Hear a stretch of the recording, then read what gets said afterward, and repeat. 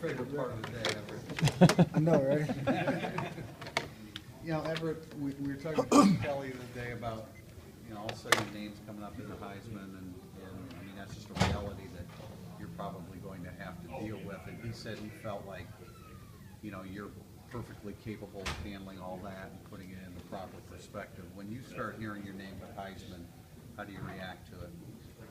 I don't know if I do. I mean, I think it goes back to what I talked about earlier. Is just me putting higher expectations on myself than anybody could.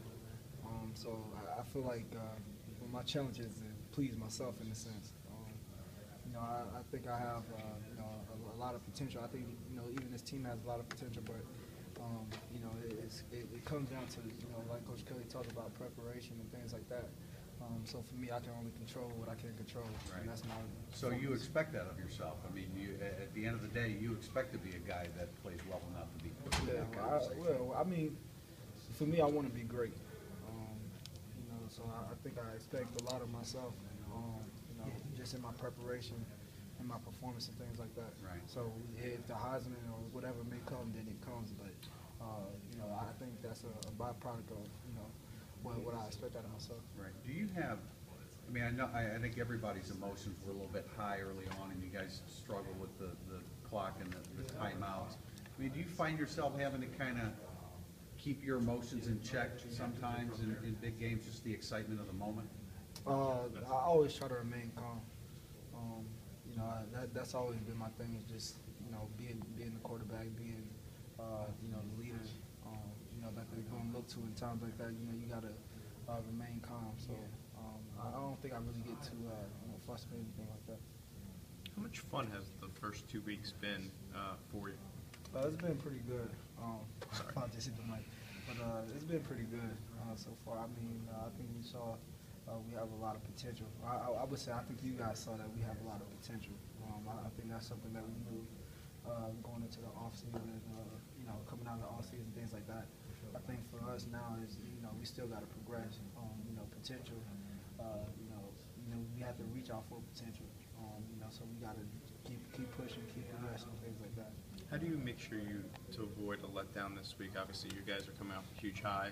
Purdue's coming off a disappointing loss. How do you make sure that you guys stay with the task at hand? I mean, 2 things. You got to understand that, you know, everybody wants to beat Notre Dame, and then also you don't play off your opponent. You play, you know, for yourself. You play to get better. You be better than you were the last time out there. I think that's the message that, you know, our leaders have tried to relate to the team. Is just don't play off your opponent.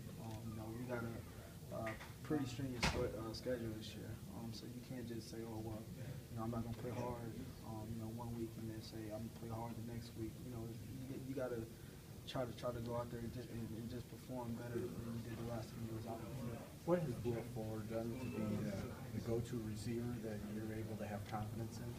I mean, he's done a great job, just being patient with his routes, understanding defenses, understanding how to, you know, get corners off of and things like that. I think the things that works in his favor is speed. Obviously, you know, he's been a deep threat for us. So a lot of corners play off of him. You know, he's not the only guy. You know, I guess he's just been a feature guy. You know, these past 2 games, but you know, we got a couple guys like that. Coach talked this week about how much you love football, but also about how much you love watching film and getting better. Has that always been the case, or is maybe it's up a little bit now? No, I mean, that's always been the case for me ever since I came in. It's just, you know, I remember, you know, me first coming in 2011 and being 18 years old, and just trying to learn everything I could. You know, just, you know, even when nobody would go in there, you know, with me, I was trying to just learn things by myself. And I picked up on a little bit, but I think you know, just me continuing on that process, that's where you know, I'm able to grow to the point that I am. How much time do you put in with that each week? I'm sure there's not much social life this time of year. Yeah, nah, not at all. I'm always watching film. You know, for example, I leave here, you know, we get out of practice, I'll stay here for a couple, you know, hours, maybe an hour and a half, leave here and go home, maybe do some homework, and then watch film again. It's just, I don't know. I mean, for me, I almost become a film junkie a little bit. You know, I think, like I said, that just expanded my mind, expanded my knowledge, my IQ, and things like that. So everything's able to translate a little bit more over to the field. Is it exciting maybe when you find a weakness, or maybe you see something in the defense that it's like, Yeah, wow, there's a hole? It is. For me, it's like you know, like a chess match in a sense. So I like kind of, you know, that game within the game, like that. Everett, coach has mentioned that for this offense to be effective, they want to run some. How have you grown more comfortable perhaps in that role? Because contrary to some people, if you weren't a dual threat quarterback coming out, how much confidence have you developed as a runner and running the read option? I think I've, you know, I think I was confident in my ability, you know, athletically. Never really ran the ball, you know, coming out in high school and things like that. But I don't necessarily think I had to. I think now it just adds another dimension for us. You know, we're able to go 5 wide, you know, whatever, and spread you out, and you know, having a quarterback with, you know, athletic ability and things like that. You can really spread the defense and, you know, get a few yards. Are you more comfortable almost like running, improvising, like extending the play? It seems that's when you're most dangerous, as opposed to maybe just the zone read. I don't know. I mean, I try to, you know, come out and just work every day just to be the best I can be in every facet, really. Just really want to try to, like I said before, just really be great. You know, I put a lot of, I don't want to say pressure, but I expect a lot out of myself to be great in every aspect of the game. Personnel-wise, what makes Purdue a tough match? Personnel-wise, I mean, like I said, you know, Purdue is going to get up for the game. I think what makes it hard with them is they play a lot of, you know, I guess they pretty good with manning up. I don't want to give y'all too much, but they're pretty good with, you know, their corners and things like that. You know, just their scheme, their sending blitzes and things like that. So I think they do a pretty good job with that. What will it be like to play at Lucas Oil Stadium? It's going to be big. I think it's going to be big to also wear those jerseys. That's going to be pretty big for us. So it's going to be a fun, exciting act. What do you like about those jerseys? I like the theme behind it, the 500, 50, and 5. You know, because I think I was sitting in the back or something like that, and I looked at the jersey, and you couldn't really see it; just looked like a regular jersey. But once you get up on it, you see all the details and things like that. So I think that's really great. When you look at the last couple games with Purdue, you know, their record hasn't been that great, but the games have been so close. Is there an in-state thing that makes this game, you know, close all the time? Yeah, I think so.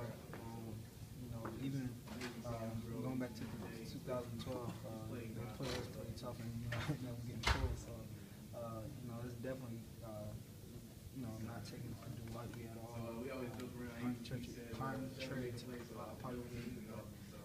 You know, definitely, like I said, just come out and you know, execute and that type of thing. Yeah, just, you know, 2-minute warning. Everett, over the first 2 games, you've hit 7 different receivers in both of those games. Is that a sign that the offense is running the way it's designed, and why is it best for the offense to be able to spread the ball around so much, rather than have just 1 or 2 guys? I think it says a lot about the guys that we have, the arsenal of guys that we have. You know, the different weapons. You know, as far as, you know, the running back stable and also the wide receiver group, tight end, you know, doing a great job. So I think, you know, it comes with that, and then also just you know, me understanding it better, whether it's, you know, me being in the film room by myself, you know, Coach Flair, Coach Kelly, you know, those guys helping me to understand the offense a little bit more. I think it allows you to really take advantage of the defensive weakness. What's the biggest thing you've had to learn in operating zone read, both as a runner and just handling it off? What's been the biggest adjustment with that? What's been the biggest adjustment? Just trusting it. making quick, fast decisions, things like that. Did you have to do it in high school, some? No. So it was a Yeah. learning curve there. Yeah, it was. But, I mean, so was a lot of stuff, as far as footwork and everything else. I mean, I'm glad to say, I'm 4 years removed for high school. So, I've progressed, even with, running the re-option. I mean, we've been running it since the spring. So, I've had some time to kind of get used to it. It seemed like once you were more comfortable with it your sophomore year and you were running for like 40, 50, 60 yards, a lot of things in the offense opened up. Did you sense that too? Yeah. Do you feel the spotlight a little bit more on? I mean, a couple of years ago it wasn't nearly as much, even though you guys were on the way to the national championship. Right. Or is that just us feeling it, and maybe you're just enjoying it? Yeah, man. I think I kind of accepted for what it's for, but still remain the same person I was. Never going to change and things like that. So, yeah, I accept it for what it's for. And just kind of taking it stride. Yeah, it kind of got big. I mean, about a month ago we were asking if you were going to be the starter, and now all of a sudden people are talking about you in the Heisman race. Right, it has. And, like I said, that's things that's out of my control. What I can control is my performance on the field. If I go out there and have a bad game, I'm no longer considered in the Heisman race. So I can, like I said, just control what I can control, and that's my performance on the field. Thanks, guys.